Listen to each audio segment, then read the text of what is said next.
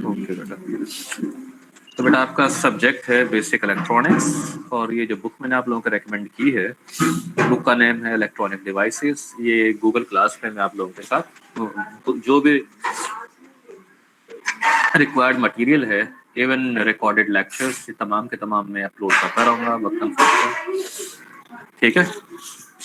अच्छा, दूसरा आपको पता है कि जब आप बेसिक इलेक्ट्रॉनिक्स पढ़ेंगे तो इसमें आपकी लैब स्क्रीन शॉट हो परफॉर्म। रही है। अच्छा, स्क्रीन शेयर नहीं हो रही बेटा?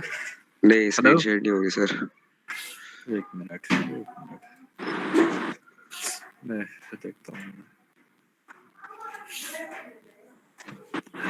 ओके, अब जरा काइंडली तमाम लोग जिसके पास शेयर ना हो रही हो वो बताइएगा, ठीक है। जिसके पास शेयर, एक मिनट अभी आवाज नहीं आ रही।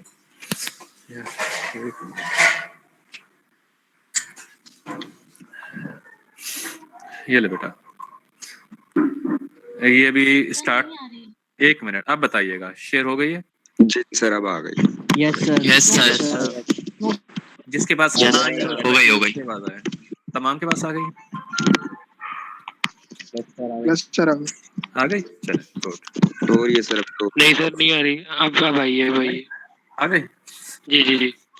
अच्छा, तो बेटा ये इलेक्ट्रॉनिक डिवाइसेस के नाम से बुक है, फ्लॉयड की, थॉमस फ्लॉयड की बुक है। ये मैं गूगल क्लास पर मैं अपलोड कर दूंगा। जो भी मटेरियल होगा रिकॉर्डिंग बाय सब्जेक्ट, वो आपको तमाम का तमाम, इवन रिकॉर्डेड लेक्चर्स, ठीक है ना, या जो भी एक्सपेरिमेंट हम सॉफ्टवेयर पे सिमुलेटर पे परफॉर्म करेंगे, वो तमाम के तमाम आपको गूगल क्लास पे मिल जाएंगे। आप जब चाहें उन्हें डाउनलोड करके, अगर आपके पास लैपटॉप है या डेस्कटॉप है, पीसी है, आप उन्हें परफॉर्म करके देख सकते हैं। ये जो ऑनलाइन क्लासेस हैं, एक तरफ जहां इनका डिसएडवांटेज है, वहीं साइड इनके बहुत सारे एडवांटेजेस भी हैं ऑन फिजिकल क्लासेस, ठीक है। कोई बता सकता है कि क्या क्या एडवांटेजेस हैं ऑनलाइन क्लासेस के? पेपर इजीली हो जाता है। पेपर इजीली हो जाते हैं, ठीक है। कोई और? रिकॉर्ड करने का ऑप्शन होता है हमारे पास। रिकॉर्ड, ये सबसे इम्पोर्टेंट जो बताया ना, वो रिकॉर्ड करने का ऑप्शन। आपको पता है कि फिजिकल क्लासेस में ऐसा होता है कि आप अक्सर लेट हो जाते हैं या एब्सेंट हो जाते हैं, कोई भी वजह होती है, ट्रैफिक प्रॉब्लम से बचे रहते हैं, ठीक है ना। तो आपके पास मैक्सिमम क्या होता है कि आपका कोई फेलो जो है अपने रजिस्टर आपको दे देता है, जिसमें उसने चीजें क्या की होती हैं, रिकॉर्ड की होती हैं, ऐसे ही होता है ना। तो टीचर ने क्या बताया था, क्या कहा था, वो कंप्लीट ऑडियो विथ एक्सप्रेशंस वो अब तक नहीं पहुंचती, ओके। तो इसका सबसे बड़ा एडवांटेज ये है कि टीचर की कंप्लीट वीडियो आपके पास आ जाती है, उसने क्या पढ़ाया, किस तरह पढ़ाया, क्या समझाया आपको। लेट्स से कि अभी आप करंटली लाइव क्लास ले रहे हैं, ठीक है, कुछ हेजिटेट कर रहे हैं, नहीं पूछ पाए, अभी करंटली चीजें नहीं समझ में आई, तो आप इसे बाद में रिपीट कर सकते हैं, अगेन अगेन लिसन कर सकते हैं, ताकि आपको चीजें ठीक से समझ में आ जाए। ये है इसका सबसे बड़ा एडवांटेज। दूसरा जो इसका सबसे बड़ा एडवांटेज एक ये है कि हमारे यहाँ जो, ये नहीं कि सिर्फ उर्दू यूनिवर्सिटी, ओवरऑल रिसोर्सेज की थोड़ी सी कमी है। तो स्पेशली कंप्यूटर साइंस के जो स्टूडेंट्स हैं, वो हार्डवेयर की लैब ठीक से परफॉर्म नहीं कर सकते। कभी आपने एक्सपेरिमेंट किए हैं फर्स्ट ईयर इंटर में, लैब परफॉर्म किए? Yes sir. किए ना। तो आपने देखा होगा कि एक अपरेटस होता है, 10 लोग उस पर खड़े होते हैं, ऐसे ही होता है ना। Yes sir. कुछ को ठीक से नजर आता है, कुछ को ठीक से नजर नहीं आता। टीचर एक बार परफॉर्म करवा देता है, फिर आप रट लेते हैं, एग्जाम में आप एज इट इज छाप देते हैं, ऐसा ही होता है, लर्निंग नहीं होती। तो जो हमारे एजुकेशन सिस्टम का जो ड्रॉबैक है वो ये है कि स्टूडेंट्स के माइंड में ये बात बैठ जाती है कि थ्योरी और प्रैक्टिकल दो अलग अलग चीजें होती हैं, ऐसा ही होता है। वो समझते हैं कि जो थ्योरी में पढ़ा जा रहा है वो एक अलग चीज है, और जो प्रैक्टिकल में पढ़ा है, परफॉर्म करवाया जा रहा है, वो एक अलग चीज है। थोड़ा सा ये इत्तेफाक से मिस्टेक भी हो जाती है हमारे यहाँ। ये हो जाता है कि बच्चों को लैब पहले परफॉर्म करवा दी जाती है, टॉपिक बाद में पढ़ाया जाता है, या जब लैब परफॉर्म करवाई जाती है तो स्टूडेंट्स को वो जो टॉपिक जो इससे रिलेटेड होता है उसके बारे में उस तरह से नहीं बताया जाता कि आपने पढ़ा भी है लास्ट में ठीक है ना। तो जब तक स्टूडेंट चीज़ों को कोरिलेट नहीं करते ना तो ठीक से समझ नहीं पाते, ऐसा अक्सर होता है। तो यहाँ पर ये एक सबसे बड़ा एडवांटेज ये है कि मैं आप लोगों को सिमुलेटर बता दूंगा। क्या बता दूंगा? 2 सिमुलेटर हैं, एक तो मल्टीसिम है, वो लाइसेंस्ड है वो आपको मिले ना मिले, सबको शायद ना मिले, थोड़ा सा मुश्किल भी है, ठीक है, लेकिन बहुत अच्छा है। तमाम इलेक्ट्रॉनिक सर्किट उस पर परफॉर्म रन किए जा सकते हैं, यानी कि आप ड्रॉ कर सकते हैं वर्चुअली और रन कर सकते हैं। उससे छोटा इसकी जो लेगेसी सॉफ्टवेयर एक है इलेक्ट्रॉनिक वर्क बेंच, बहुत ही सिंपल सा छोटा सा सॉफ्टवेयर है, ये विद इन मिनट इंस्टॉल हो जाता है, इजीली अवेलेबल है नेट पर। आप वो इंस्टॉल कर लेंगे तो आप तमाम चीज़ें वर्चुअली परफॉर्म करके देख सकेंगे, ठीक है। ऐसी कोई लिमिट नहीं होगी कि 4 लोग मिलके परफॉर्म कर रहे हैं, एक को समझ में आ रहा है 3 को समझ में नहीं आ रहा है। इलेक्ट्रॉनिक वर्क बेंच आप लोग इंस्टॉल कर लीजिए, मैं बता दूंगा कौन सा है, ठीक है, मैं बता दूंगा, मैं प्रोवाइड कर दूंगा मैं आप लोगों को, ठीक है।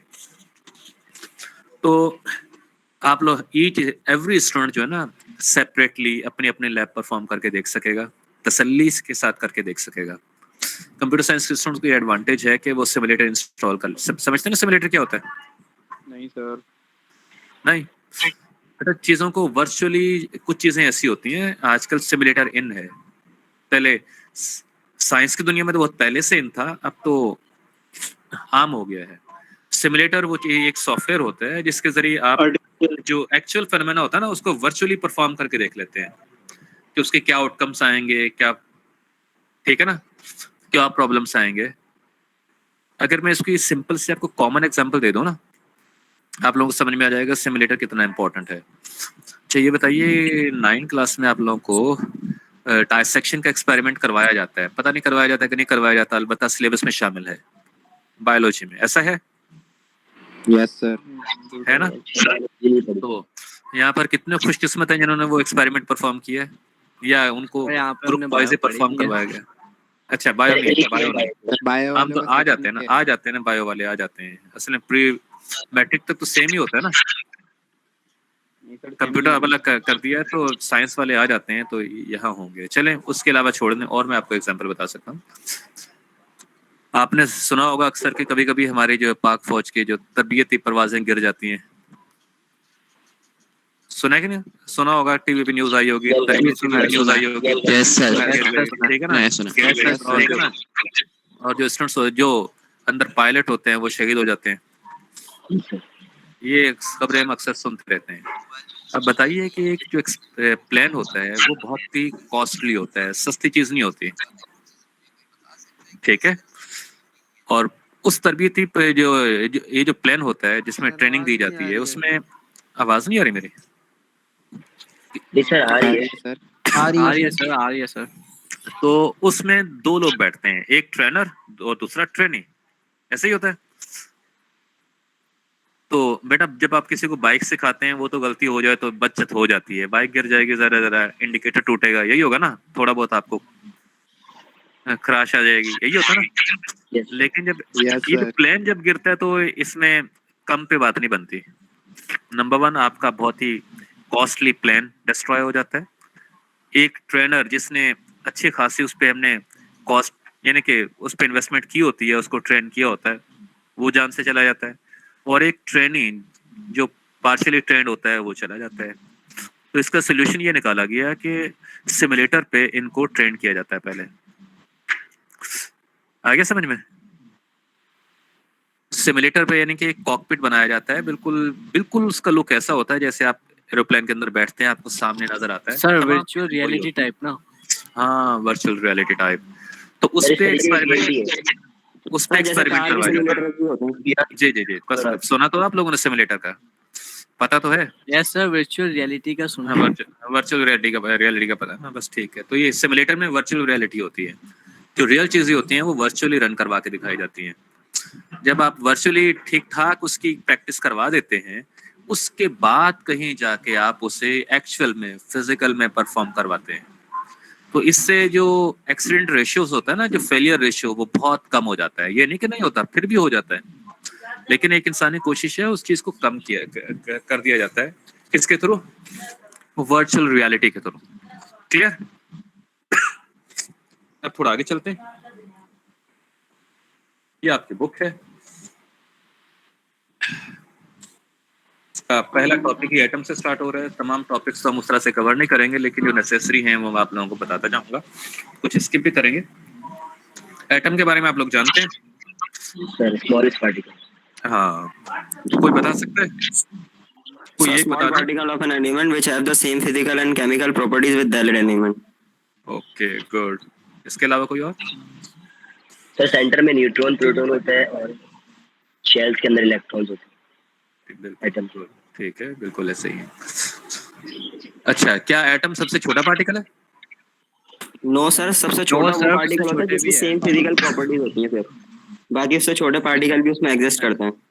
अच्छा, ये वर्ड एटम है, इसकी मीनिंग तो यही है, लेकिन जिस वक्त ये टर्म इसको असाइन की गई थी उस वक्त वाकई ये सबसे छोटा पार्टिकल था। फिर बाद में फर्दर डिस्कवरीज होती रही, न्यू पार्टिकल्स डिस्कवर होते रहे। अब एटम स्मॉलेस्ट पार्टिकल नहीं है, लेकिन ये वो स्मॉलेस्ट पार्टिकल है जो किसी भी एलिमेंट की तमाम कैरेक्टरिस्टिक्स कंटेन करता है। एटम से नीचे जितने भी पार्टिकल्स हैं, वो अगर एक इलेक्ट्रॉन है, आप ये देख के बता नहीं सकते कि whether it is an electron from gold और सिल्वर और कॉपर। इलेक्ट्रॉन इलेक्ट्रॉन होता है, जैसा असलम रईसानी जानते हैं ना? Hello, yes sir, yes sir. पता है कि Yes sir, yes sir. Balochistan के एक साबिक वज़ीर आला होते थे, वो कहते थे डिग्री डिग्री होती है, चाहे असली हो या नकली हो। जी जी sir. Yes sir, yes sir, आ गए, याद आ गया? Yes sir. तो जो इलेक्ट्रॉन है, इलेक्ट्रॉन इलेक्ट्रॉन होता है, उससे ये नहीं पता चलता कि वो किस एलिमेंट से बिलोंग करता है, किस एलिमेंट के एटम से निकला है, पता नहीं चलता, हम बिल्कुल भी आइडेंटिफाई नहीं कर पाते। ठीक है, एटम वो स्मॉलेस्ट पार्टिकल है जिसको देखकर हम आइडेंटिफाई कर सकते हैं कि ये किस एलिमेंट या कंपाउंड से बिलोंग करता है। क्लियर? इसलिए कि आपको बताया गया है, एलिमेंट्स जो हैं, काफी सारे एलिमेंट्स पाए जाते हैं दुनिया में, जमीन पर, और उनकी कैरेक्टरिस्टिक्स एक दूसरे से डिफरेंट हैं। तो जो एटम होता है वो अपने एलिमेंट की तमाम कैरेक्टरिस्टिक्स अपने अंदर क्या रखता है, मौजूद रखता है। उसको देखकर आप बता सकते हैं कि whether it is from gold, is it from gold और सिल्वर और कॉपर, अल्मोनियम, जो भी एलिमेंट्स हैं, आप ये आइडेंटिफाई कर सकते हैं। एटम से नीचे आइडेंटिफाई नहीं कर सकते। अच्छा, ये एटम भी एक बड़ी कॉम्प्लेक्स पहेली रही है, इतनी आसानी से ये साइंटिस्ट को समझ में नहीं आया। ठीक है, hello, Yes sir. Yes sir. तो इसको समझने के लिए स्टार्टिंग जब इसकी हुई तो सबसे पहले तो रदरफोर्ड ने अपना मॉडल दिया था। एक एक्सपेरिमेंट था जो उसने परफॉर्म किया था, बल्कि उससे परफॉर्म हो गया था। क्या हो गया था उससे परफॉर्म? नहीं, सॉरी, ये किया था, सॉरी, गलत बोल दिया था मैंने। ये उसने परफॉर्म किया था, जिसके थ्रू उसे एटम के बारे में थोड़ी सी नो हाउ हुई थी, और उसके बेस पर उसने अपना एक थ्योरी पेश कर दी थी।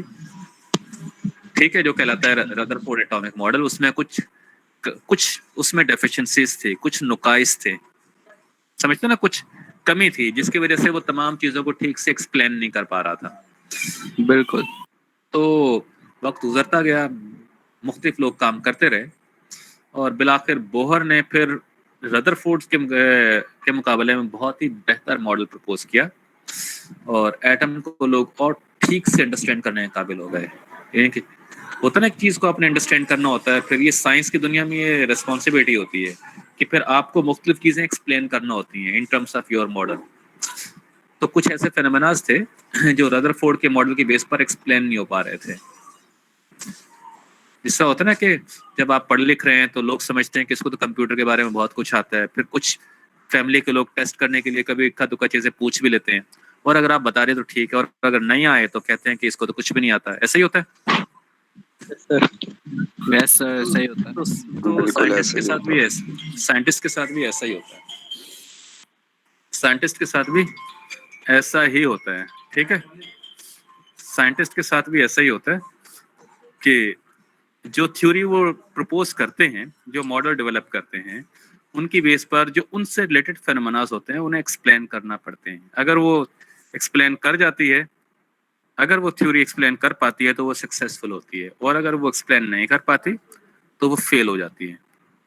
ये समझे कि आपने 10 अटेम्प्ट्स है, 10 अटेम्प्ट्स में 9 अटेम्प्ट्स में फेनोमेनास आपने एक्सप्लेन कर दिए आपकी थ्योरी ने, वो सक्सेसफुल रही। लेकिन अगर एक फेनोमेना भी एक्सप्लेन नहीं कर पाए ना तो वो क्या हो जाती है, फेल हो जाती है। फिर उस थ्योरी को फर्दर मॉडिफाई करके अपडेट किया जाता है ताकि वो इस काबिल हो जाए कि वो जो रिमेनिंग फेनोमेना उसे भी एक्सप्लेन कर सके।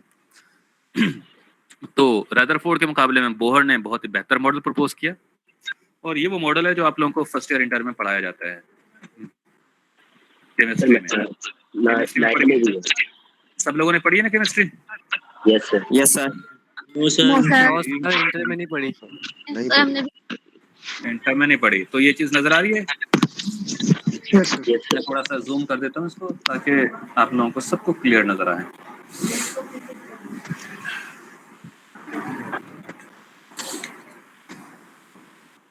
अब देखिएगा, ठीक है, नजर आ रहा है? Yes sir. तो जो बोहर का मॉडल था, बोहर के मॉडल के मुताबिक जो एटम का, रदरफोर्ड का भी यही था, जो एटम का मेजॉरिटी ऑफ द मास जो है वो कंसंट्रेट करता है एक बहुत ही छोटे से रीजन में। यानी कि उसका ये मानना था कि एटम का मोस्ट ऑफ द पार्ट जो होता है ना वो एम्प्टी होता है। क्या होता है? एम्प्टी होता है, वहाँ कुछ नहीं होता। जो उसका टोटल मास है वो कंसंट्रेट करता है बिल्कुल सेंटर में, जिसे हम नाम देते हैं न्यूक्लियस। क्या नाम देते हैं? न्यूक्लियस। डिफरेंट एक्सपेरिमेंट की बेस पर उनको ये पता चल गया कि न्यूक्लियस में प्रोटॉन्स होते हैं जिन पर पॉजिटिव चार्ज होता है। फिर उनकी अकल ने ये माना कि भाई एटम तो न्यूट्रल होता है, ऐसा कैसे हो सकता है कि, एक बात सुन लें, चार्ज बहुत पहले डिस्कवर हो गया था from the discovery of atom, ठीक है। Hello, yes sir. चार्ज की डिस्कवरी जो ना वो बहुत पहले हो गई थी। इलेक्ट्रिक चार्ज की डिस्कवरी बहुत पहले हो चुकी थी, इलेक्ट्रिक चार्ज से लोग वाकिफ थे। तो उनको ये पता चल गया था कि सेंटर में तो पॉजिटिव चार्ज होता है लेकिन एटम न्यूट्रल क्या है, न्यूट्रल है। तो ऐसा कैसे पॉसिबल है कि सेंटर में पॉजिटिव चार्ज हो और वो न्यूट्रल हो? तो ऐसा तभी हो सकता है जब सराउंडिंग में नेगेटिव चार्ज भी हो। जितना पॉजिटिव चार्ज है उतना ही नेगेटिव चार्ज भी हो, जितना पॉजिटिव ये न्यूट्रल हो सकता है, अदरवाइज न्यूट्रल ना ही नेगेटिव चार्ज भी हो। हाँ, तभी ये ना। तो बेटा ये माइक जो है आप म्यूट रखें, जब पूछना हो ना उस वक्त आप लोग अनम्यूट कर लें।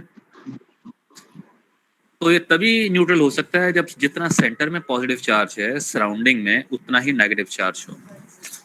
फिर आहिस्ता आहिस्ता इनको पता चल गया कि भाई इलेक्ट्रॉन एग्जिस्ट करता है, प्रोटॉन एग्जिस्ट करता है, और बिलाखिर बोहर ने मॉडल दिया कि जो इलेक्ट्रॉन है या अराउंड द न्यूक्लियस रिवॉल्व करते रहते हैं, ठीक है ना, न्यूक्लियस के गिर्द घूमते रहते हैं।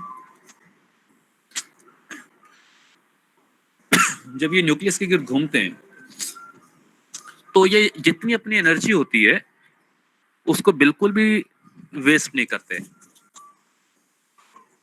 बिल्कुल भी वेस्ट नहीं करते हैं, ठीक है। ना तो इनकी एनर्जी में कोई कमी होती है और ना ही इनकी एनर्जी में कोई इजाफा होता है। इसे उसने नाम दिया ग्राउंड स्टेट का। सुना होगा ना आप लोगों ने सर कि Yes, atom sir. Ground state में होता है तो उस वक्त उसकी एनर्जी कांस्टेंट होती है। जब एटम, ये बिल्कुल ऐसे ही है, हाँ ये बिल्कुल ऐसे ही है कि जिस तरह आप, क्या बेटा कोई प्रॉब्लम है? सर वो इब्राहिम Hello? अहमद वो बोल रहा है कि ज्वाइन कर दें अच्छा। उसको जरा। बेटा मैंने यार और भी कुछ ज्वाइन तो कर लिया, अभी तो कोई भी नहीं है, ये देखिएगा। उसे कहें दोबारा ज्वाइन करें, दोबारा करें, उसे कहें दोबारा करें, ठीक है। अभी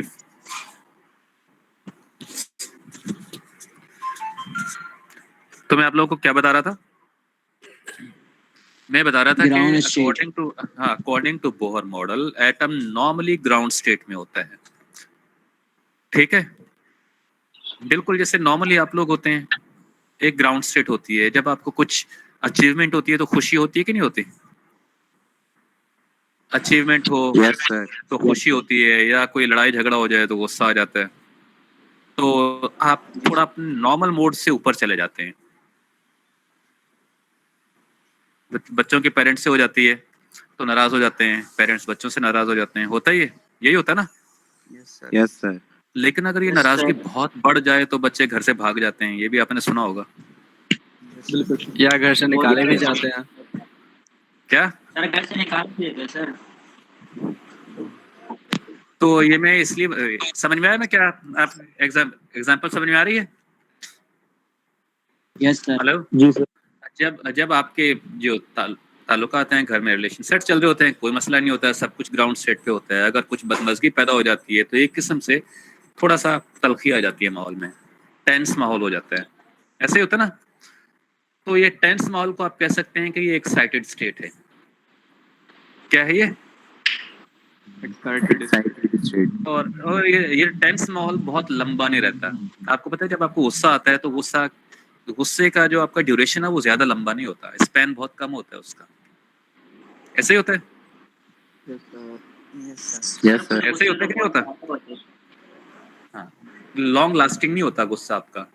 आपको गुस्सा आता है, ठीक है, और गुस्सा चला जाता है, ऐसे ही होता है। बस जो कुछ उसके दरमियान में हो जाए वो हो जाता है। अगर वो बहुत ज्यादा हो जाए तो बात बहुत ज्यादा बढ़ जाती है, इतनी बढ़ जाती है कि वापसी नहीं हो सकती, और अगर कम हो तो वापसी हो जाती है, ऐसे ही है। अब ये बात जरा एटम पे रखें कि एटम ग्राउंड स्टेट पे इलेक्ट्रॉन्स, यानी कि नॉर्मल जिस तरह आपके हालात चलते हैं, इलेक्ट्रॉन्स अपने अपने ऑर्बिट्स में मूव कर रहे हैं, कोई एनर्जी रिलीज नहीं कर रहे, ना ही गेन कर रहे हैं। अचानक जो मटेरियल है उसे आप हीट देते हैं या गर्म करते हैं, तो क्या होता है? इससे एनर्जी मिलती है। जैसे इलेक्ट्रॉन्स को एनर्जी मिलती है तो ये अपने लेवल से ऊपर जाते हैं। जिस तरह आपको गुस्सा आता है ना, थोड़े से आप हाइपर होते हैं थोड़ी देर के लिए और फिर नॉर्मल हो जाते हैं जब गुस्सा ठंडा हो। तो इलेक्ट्रॉन्स पे बिल्कुल आपकी तरह ग्राउंड स्टेट से, यानी कि ये जिस एनर्जी लेवल पे घूम रहे होते हैं, इतना सुन लें, जो इलेक्ट्रॉन जितना न्यूक्लियस से दूर होगा उसकी एनर्जी उतनी ही ज्यादा होगी, जितना न्यूक्लियस के नजदीक होगा एनर्जी उतनी ही कम होगी। Clear? Hello, yes sir. Hello, जो इलेक्ट्रॉन, यस हाँ, सर। बोले सर हाँ, बोले बेटा। अच्छा, मेरे ख्याल में किसने ज्वाइन किया है? मोहम्मद साकिब। ओके, ठीक है। तो क्या बताया मैंने? Electrons around the nucleus move करते हैं। जो इलेक्ट्रॉन जितना न्यूक्लियस के नजदीक होता है उसकी एनर्जी उतनी ही कम होती है, जितना न्यूक्लियस से दूर होता है उतना एनर्जी ज्यादा होती है। तो जैसे इलेक्ट्रॉन को एनर्जी मिलती है, एक्स्ट्रा एनर्जी मिलती है, तो फौरन ही वो अपने लेवल से थोड़ा ऊपर चला जाता है। आ गया समझ में? हेलो, और वो जो एनर्जी है यस सर। वो ज्यादा देर जी अपने सर। पास रख नहीं पाता, कंज्यूम करता है, मींस वो in the form of radiation से एमिट करता है और वापस अपने लेवल पे आ जाता है।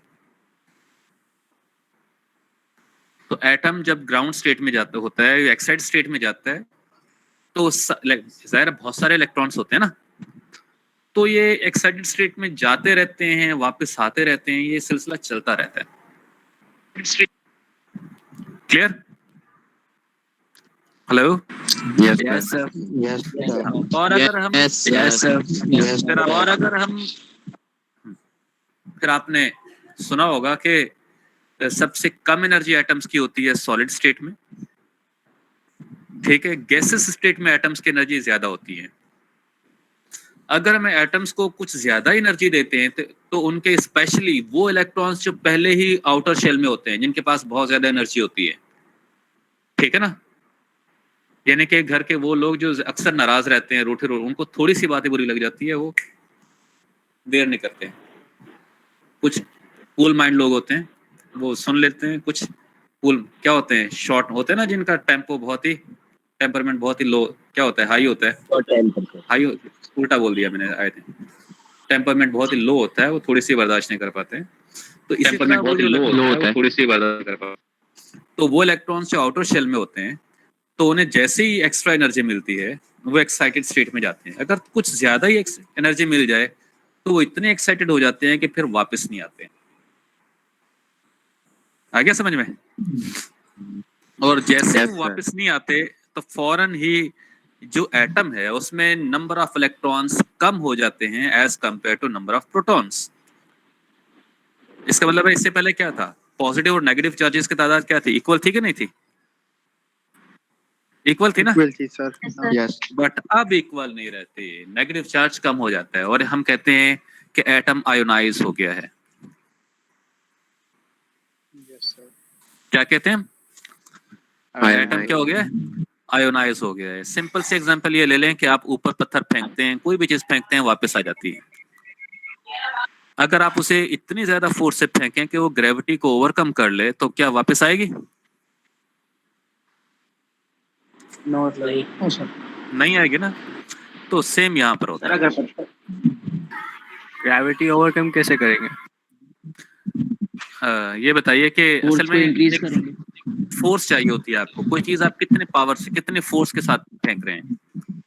सर ज्यादा एनर्जी के साथ फेंकेंगे तो वो इतना दूर चली जाएगी कि वहां पर ग्रेविटी क्या हो जाएगी, इंतहाई नेग्लिजिबल हो जाएगी। इसके बाद वो वापस नहीं आएगी, कम हो जाएगी।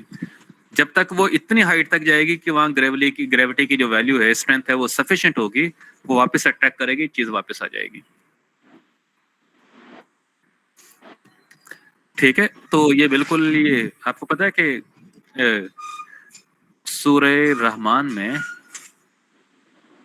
एक आयत है जिसमें है कि इंसान और जिन्नों के लिए कि अगर तुम जमीन और उसकी गिरफ्त से निकल सकते हो तो निकल जाओ, सिवाय कुव्वत के या ताकत के तुम ऐसा कर नहीं सकते। ऐसा है कि नहीं है? आप लोगों को याद आ रहा होगा। Yes sir. कुछ इसी तरह का है ना उसमें। Yes sir. तो वहां ये नहीं कहा गया कि कभी जा ही नहीं सकता, वहां ये कहा गया कि सिवाय ताकत के आप ऐसा नहीं कर सकते। जब आप ताकत अचीव कर लेंगे तो ऐसा कर लेंगे, और इंसान ने ऐसा कर लिया है। आगे समझ में?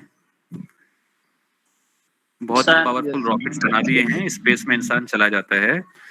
अब तो आप सुनते होंगे ना कि मून तो बहुत ही नजदीक की चीज हो गई है, मार्स तक की बातें होती हैं। तो बहरहाल एटम जो है ग्राउंड स्टेट में होता है। जो समरी है हमारे पॉइंट अभी तक की, एटम ग्राउंड स्टेट में होता है। न्यूक्लियस में क्या होते हैं, न्यूट्रॉन और प्रोटॉन्स होते हैं। मेजॉरिटी ऑफ द मास यही इन्हीं पर कंसिस्ट करता है एटम का। जबकि जो इलेक्ट्रॉन्स हैं वो अराउंड द न्यूक्लियस रिवॉल्व करते हैं या रोटेट करते हैं अराउंड द न्यूक्लियस। तो इसके बारे में बोहर ने उस वक्त बताया था कि बाकायदा इनकी प्रिसाइज लोकेशंस बताई थी कि किस लेवल्स पर ये मूव करते होंगे। ऐसे ही था कि उसने बताया था कि बाकायदा आप उसका रेडियस बता देंगे कि इलेक्ट्रॉन कितना दूर होगा, उसके वेलोसिटी कितनी होगी, उसकी एनर्जी कितनी होगी। ये उसने बातें बताई थी। ठीक है, लेकिन उसके बाद एक प्रॉब्लम आया। उसके बाद क्या आया? एक प्रॉब्लम आ गया। वो प्रॉब्लम क्या था? वो प्रॉब्लम समझाने के लिए मैं आपको एक एग्जांपल देता हूं कि जब आपका सीलिंग फैन रुका हुआ होता है तो आप उसके प्लेट्स नजर आते हैं, ऐसे ही होता है ना। लेकिन जब वो चलता है तो आपको उसके ब्लेड्स नजर आते हैं? नहीं आते। आप उनको ठीक से लोकेट कर सकते हैं कि इस वक्त कहां पर है?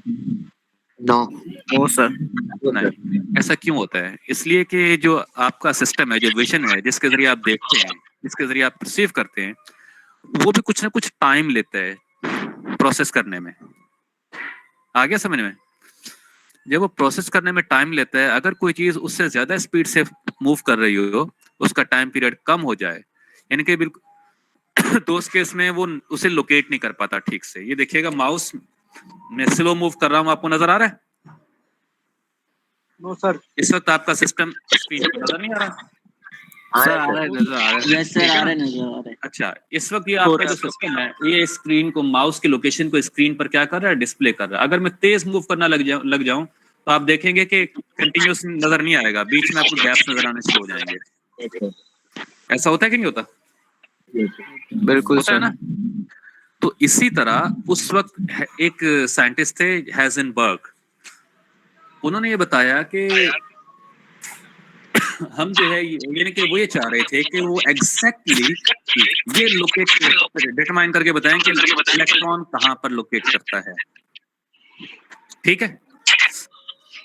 और सिर्फ ये ना बताएं, एट अ टाइम वो ये सर भी डबल बताएं आवाज आ रही है सर। बेटा किसी ने सर इनके माइक माँ बंद करवा दे सर प्लीज। बेटा एक काम करें, माइक अपने आप जो है म्यूट रखा करें, वरना मुझे म्यूट करने पड़ेंगे। अगर आपको कुछ पूछना हो तो आप थोड़ी देर के लिए माइक अनम्यूट करें, पूछें, उसके बाद वापस म्यूट कर लें, ओके, ताकि बाकी लोग डिस्टर्ब ना हो। तो मैं क्या बता रहा था, जरा मैं ट्रैक से हट गया, बताइएगा। हेजिनबर्ग। सर हाँ, हेजनबर्ग सर तो हेजनबर्ग हेजनबर्ग की अनसर्टेनिटी कोशिश ये थी प्रिंसिपल कि बता रहे थे आप। हाँ जी, हेजनबर्ग की कोशिश ये थी कि जब electrons around the nucleus rotate करते हैं कि वो ये भी बता सके कि इलेक्ट्रॉन कहां पर है, और ना सिर्फ ये बताए, साथ में ये भी बताए कि इसका मोमेंटम कितना है, ठीक है। एट ए टाइम वो दोनों चीजें फाइंड की। जाहिर है कि जब एक इलेक्ट्रॉन मूव करता है तो उसका मोमेंटम होता है कि नहीं होता, बताइएगा, होता है ना। यस सर होता है। जो भी चीजें Yes, मूव sir. करती हैं उनका मोमेंटम होता है, और जब वो मूव करती हैं तो हम उनके मूवमेंट के दौरान उनकी लोकेशन को स्पेसिफाई, हम डिटरमाइन कर सकते हैं कि वो किस वक्त कहां पर हैं, कर सकते हैं ना। तो इसी तरह यही कुछ हेजनबर्ग ने इलेक्ट्रॉन के साथ करने की कोशिश की, लेकिन वो नाकाम रहा। उसने ये देखा कि अगर वो पोजीशन की एक्यूरेसी, दोनों में एरर आ रहा था, अगर वो पोजीशन की एक्यूरेसी बढ़ाता था तो मूवमेंट जो मोमेंटम है उसकी एक्यूरेसी, इन एक्यूरेसी बढ़ जाती थी, एक्यूरेसी कम हो जाती थी। अगर वो मोमेंटम की एक्यूरेसी सही करता था तो पोजीशन की एक्यूरेसी खराब हो जाती थी। आ गया समझ में? हेलो। यस सर आ गया। हाँ, यस सर। Yes sir. तो ये इशू था जिसकी वजह से उसने प्रिंसिपल दिया अपना, हेजनबर्ग अनसर्टेनिटी प्रिंसिपल, कि आप एट अ टाइम दोनों चीजें ठीक से डिटरमाइन नहीं कर सकते। उसका सिंपल सा मतलब क्या है, सिंपल सा मतलब ये है कि ये जो दोनों चीजें हैं, ये जो दोनों क्वांटिटीज हैं जो एटम इलेक्ट्रॉन से रिलेटेड हैं, ये दोनों चीजें आप एट अ टाइम ठीक से डिटरमाइन नहीं कर सकते। ये है उसकी लिमिट। उसने बता दिया था कि इंसान के पास इतना पावर नहीं है कि वो एट अ टाइम दोनों चीजें फाइंड कर सके। एक होता है ना कि हम कह सकते हैं कि हमारी भी लिमिट होती है ना, तो उसने एक लिमिट लगा दी थी कि ऐसा नहीं हो सकता। इसके बाद कि इसी पर बस नहीं किया, फर्दर वर्क होता रहा। आपने लाइट के बारे में तो सुना होगा, dual nature of light, dual behaviour of light, yes पता है सर। ना। तो ये एक दिन में तय नहीं हो गया था, साइंटिस्ट को इस तक आने में अच्छा खासा टाइम लगा, ठीक ठाक बहस मुबाहिसे होते रहे। मैंने बताया था ना कि जब भी आप कोई थ्योरी कोई डेवलप करते हैं तो उसकी बेस पर आपका ये रिस्पॉन्सिबिलिटी होती है तो कि एग्जिस्टिंग फेनोमेना को क्या करें, आप एक्सप्लेन करें। कुछ लोगों ने लाइट को वेव कहा, जिन लोगों ने लाइट को वेव कहा उन लोगों ने लाइट के रिफ्लेक्शन को, रिफ्रैक्शन को ठीक से एक्सप्लेन कर दिया, लेकिन जैसे ही फोटोइलेक्ट्रिक इफेक्ट की बारी आई उनकी थ्योरी धड़ाम से फेल हो गई। आ गया समझ में कि नहीं आया? यस इसी Yes, तरह sir. कुछ लोगों ने लाइट को एज ए पार्टिकल लिया, तो वो फोटोइलेक्ट्रिक इफेक्ट, कॉम्पटन इफेक्ट, इस जैसे डिफरेंट फेनोमेना जो थे ना वो ठीक से एक्सप्लेन कर पाते थे। लेकिन जैसे बात आती है रिफ्रैक्शन की, स्पेशली रिफ्रैक्शन की और रिफ्लेक्शन की, तो वहां पर उनकी थ्योरी फेल हो जाती थी। तो बड़े लंबी बहस और तमीज के बाद वो इस नतीजे पहुंचे कि ये तो दोनों तरह बिहेव करता है। लाइट जो है वो दोनों तरह बिहेव करती है, वो एज ए पार्टिकल भी बिहेव करती है और एज ए वेव भी बिहेव करती है। क्लियर? यस तो जब इस कॉन्सेप्ट ने जन्म लिया तो फिर जो बोहर मॉडल था ये भी अभी तक बहुत सारी चीजें एक्सप्लेन नहीं कर पा रहा था, तो ये नाकाफी हो गया। और इसके बाद जो है एक और मॉडल ने जन्म लिया। ये तो आप देख कर आए होंगे ना, ये बोहर एटॉमिक मॉडल है। फर्स्ट शेल में 2 इलेक्ट्रॉन होते हैं, ठीक है ना, सेकंड में 8 होते हैं, थर्ड में एंड सो ऑन चलता रहता है, 18 मैक्सिमम, इससे आगे फिर चलता रहता है। ठीक है ना, जानते हैं ना ये तो। हेलो जी सर बात। सर तो ये चीजें तो पुरानी हो गई, तो ये चीजें इसके बाद ये देखिएगा वैलेंस इलेक्ट्रॉन आयोनाइजेशन की बातें मैंने आप लोगों को बताई हैं, पढ़ेंगे वही चीजें मिलेंगी। क्लियर। तो इसके बाद एक और मॉडल ने Yes, जन्म sir. लिया, जो मॉडल था क्वांटम मॉडल। बोहर मॉडल के बाद जो मॉडल आया था वो कौन सा था? Quantum model. क्योंकि जब बोहर ने ये कहा कि भैया आप एक वक्त में दोनों चीजें डिटरमाइन नहीं कर सकते, तो बोहर तो इसी पे खुश था कि वो डिटरमाइन कर सकता है। तो उसमें वीकनेस आ गई ना, कि नहीं आ गई? डिस्क्रिपेंसी आ गई। तो इलेक्ट्रॉन अराउंड द न्यूक्लियस होता कहाँ है, उसको ठीक से लोकेट नहीं कर पा रहे थे। जिस तरह मैंने कहा ना, सीलिंग फैन की ब्लेड्स एक्चुअली कहाँ लोकेट करते हैं आप ठीक से नहीं बता सकते।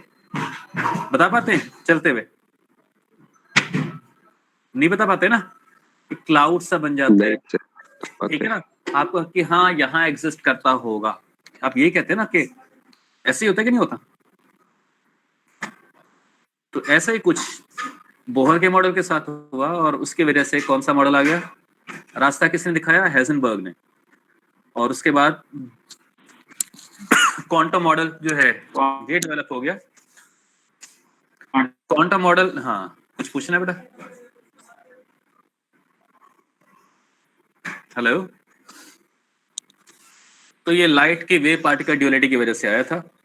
तो इस ये क्वांटम मॉडल के दो ही एस्पेक्ट्स हैं। नंबर 1 वेव पार्टिकल ड्यूअलिटी, क्योंकि साइंटिस्ट को पता चल गया था कि जो लाइट है वो एज अ वेव भी बिहेव करती है और एज अ पार्टिकल भी बिहेव करती है, ड्यूअल बिहेवियर है। तो अब उन्होंने, और एक इलेक्ट्रॉन इतना तेजी से मूव करता है अराउंड द न्यूक्लियस कि उसको हम ठीक से लोकेट ही नहीं कर पाते। तो उनका ये मानना था कि इलेक्ट्रॉन एज अ वेव भी बिहेव करता है और एज अ पार्टिकल भी बिहेव करता है।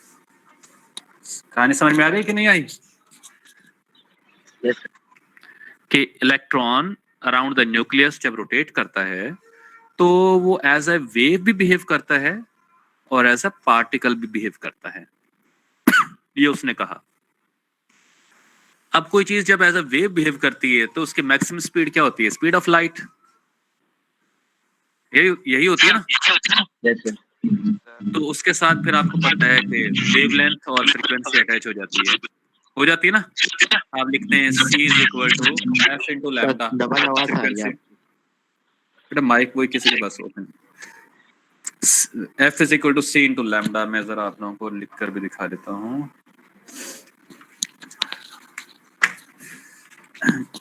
मिनट।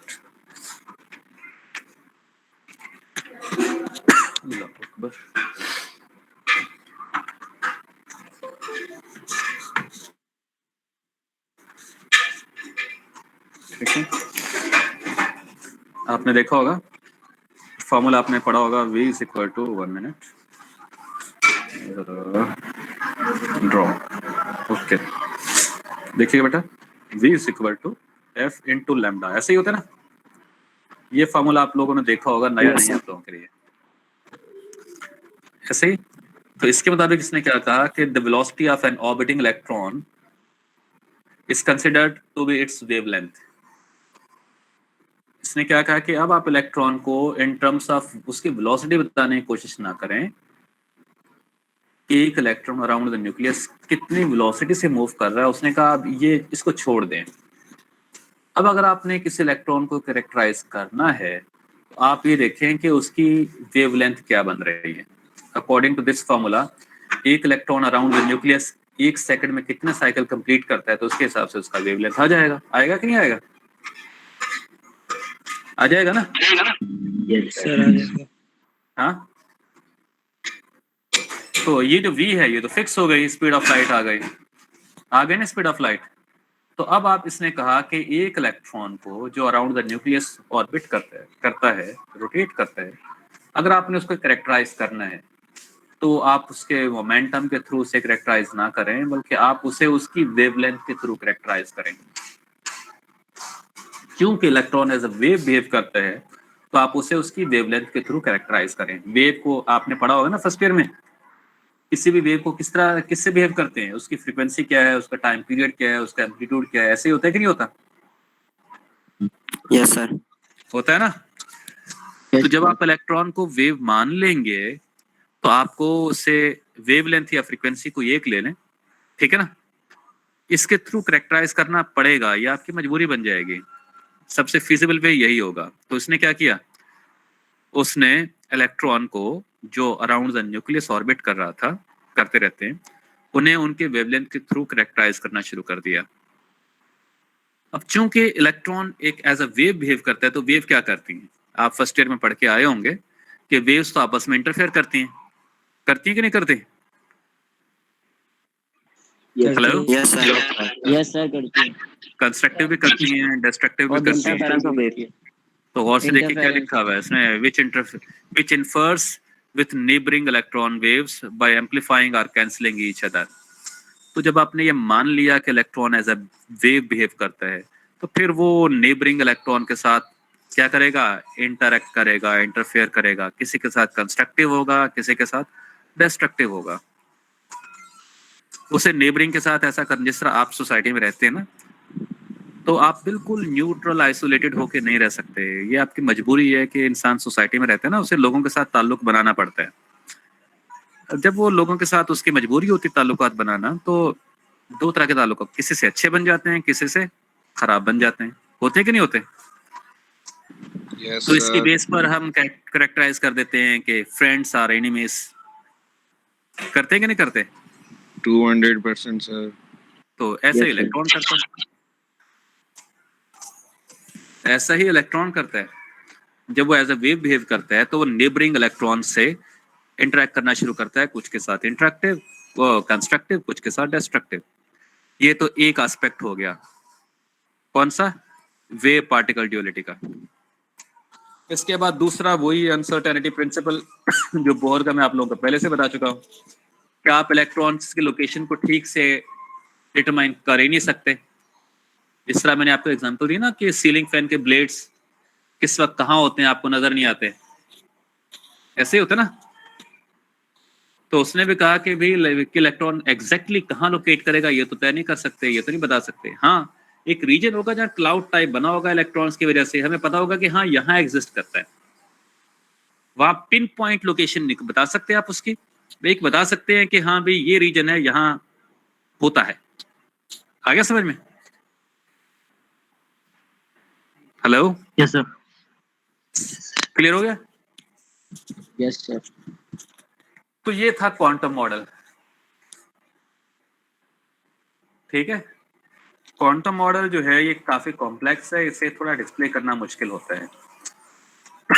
इसके मुताबिक चूंकि बोहर मॉडल में आप देख चुके थे कि मेजर एनर्जी लेवल्स होते हैं जिन्हें आप शेल कहते हैं, फिर उनके अंदर सब एनर्जी लेवल्स होते हैं जिन्हें आप ऑर्बिटल्स कहते हैं ना, एसपीडी, आपने क्वांटम नंबर्स पढ़े होंगे। सेम चीजों कॉन्सेप्ट को इसने भी कैरी किया एज इट इज, ठीक है। और इसने ये बताया बिल्कुल वही कॉन्सेप्ट है कि जो इलेक्ट्रॉन्स हैं ये एक लेवल पर जब ये क्लाउड्स में होते हैं तो इनकी सेम एनर्जी नहीं होती, सेम एनर्जी नहीं होती। इसकी वजह से जो इनकी क्लाउड की शेप बनती है, ये इसने बताया कि जो इनर शेल है उसका जो एक ही ऑर्बिटल होता है ना उसमें, तो एस ऑर्बिटल, उसका जो शेल बनता है वो स्फीयर बनता है। उसका जो क्लाउड बनता है वो किस शेप का बनता है, स्फेरिकल बनता है। लेकिन जैसे आप सेकंड शेल में आते हैं तो उसका एस ऑर्बिटल तो वही स्फेरिकल बनता है। जो समझे कि कॉन्सेंट्रेटेड से जिस तरह आपके पास बॉल्स हो ना, ये कि आप एक छोटी बॉल को बड़ी बॉल के अंदर डाल दें और इस तरह से वो लोकेट करें कि बड़ी बॉल और छोटी बॉल दोनों का सेंटर सेम हो जाए, ठीक है।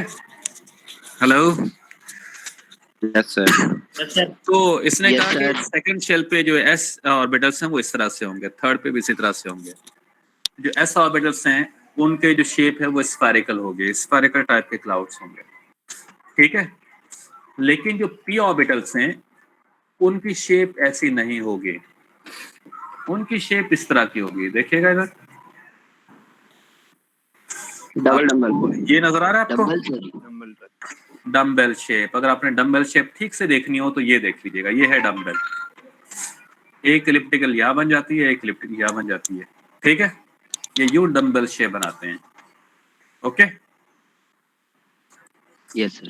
तो ये ऐसा पी ऑर्बिटल्स इस शेप में होते हैं। तो ये प्रीवियस नॉलेज है, मैंने आप लोगों को नया इसमें कुछ खास नहीं बताया, बस थोड़ी सी डिटेल दे दी है आप लोगों को, ठीक है। जी सर। ठीक है सर। हाँ, तो टाइम कितना है हमारे पास? सर टाइम तो ऑफ हो चुका है हमारा। ऑफ हो चुका है, Yes, sir. ऑफ हो चुका है। सर 7 मिनट ऊपर हो गए। चले मैं वाइंड अप कर रहा हूँ। मिसिंग है वो बता दो। सर काइंडली वो बता दो सर अटेंडेंस कैसे लेंगे सर, काइंडली ये बताएं। क्या अटेंडेंस कैसे लेंगे सर आप? अटेंडेंस हो गई? अच्छा हो गई, ऑटोमेटिक हो गई, ठीक है सर। ठीक है। अटेंडेंस सर, कैसे ये लेंगे? है, सर, मेरी आपकी attendance मिनट बाय लगा मिनट दीजिएगा। अटेंडेंस हो रही है, आपकी मिनट बाय मिनट अटेंडेंस हो रही है, ठीक है। सर मैं लेट तो- आया तो थोड़ा अच्छा सर, मेरी लगा अगर दीजिए। अभी कोई करंटली अगर तो कोई मैं अभी स्टूडेंट किसी के को साथ प्रेजेंट, जी 1 मिनट, करंटली तो मैं किसी को सर- प्रेजेंट एब्सेंट नहीं कर रहा, लेकिन जब कभी अगर ये मौका आया कि मुझे ये तय करना पड़े कौन एब्सेंट है कौन प्रेजेंट है, तो मुझे कोई क्राइटेरिया डिटरमाइन करना पड़ेगा कि जाहिर है कि किसने कितनी % क्लास अटेंड की, तो मैं उसे प्रेजेंट मानूं। सर ये अच्छा, पता है सर ये कि तो बात है। ये देखिएगा, मैं आपको दिखा देता हूँ, मैं 1 मिनट आपको दिखा देता हूँ ताकि आप लोगों को आइडिया हो जाए। सर हम दूसरे नंबर से ज्वाइन किया है तो हमारा क्या हो? ये देखिएगा, मेरे पास इस तरह से आता है, अगर मैं इस पे क्लिक कर दूँ, ये किसी और क्लास की अटेंडेंस है,